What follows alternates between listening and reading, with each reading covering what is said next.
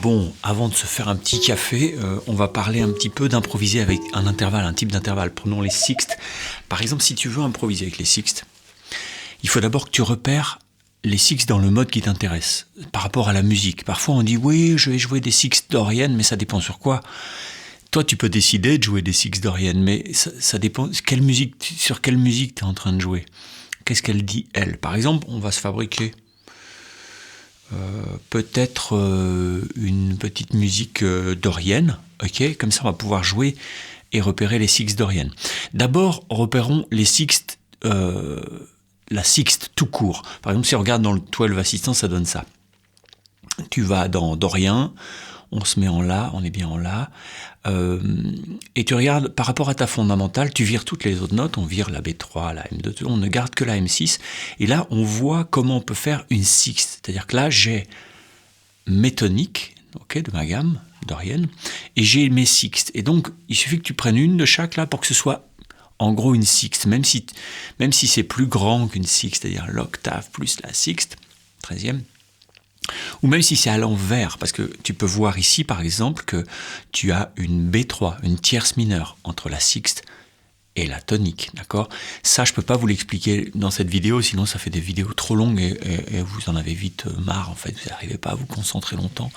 Donc du coup, je préfère pas vous parler de ça, mais si vous êtes intéressé par comprendre les intervalles, tout ça, les intervalles complémentaires, c'est de ça dont il s'agit, et les entendre, les reconnaître à l'oreille et tout ça, les bosser, devenir enfin à même de bien pouvoir analyser les trucs pour vous adapter, n'hésitez pas à vous former, c'est fait pour. Okay, en attendant, ce qu'on va faire, c'est qu'on va déjà se faire un petit machin. On va changer un peu le son pour se faire une petite rythmique dorienne, d'accord? Donc là, dorien, peu importe. Hein.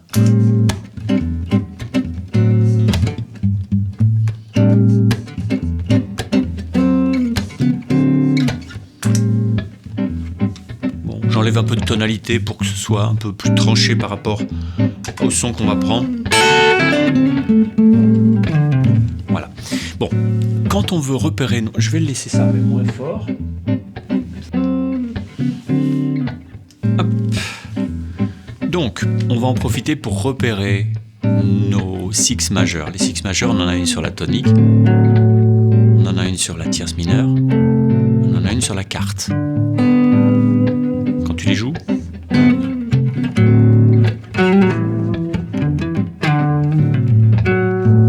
Ok. Ensuite, tu vas pouvoir repérer tes sixtes mineurs. Les sixtes mineurs, elles se font pas pareil, elles se font comme ça. Ok. Donc, t'en as une ici.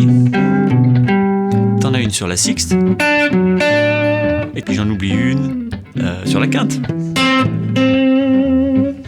Okay. Tu vas pouvoir les repérer sur toute une espèce de région pour jouer dessus. Je vais tout doucement.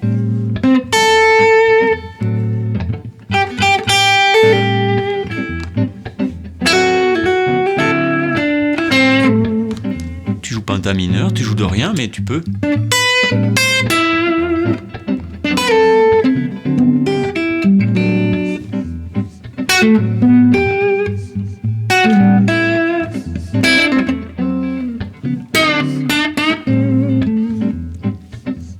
Tu peux aussi aller.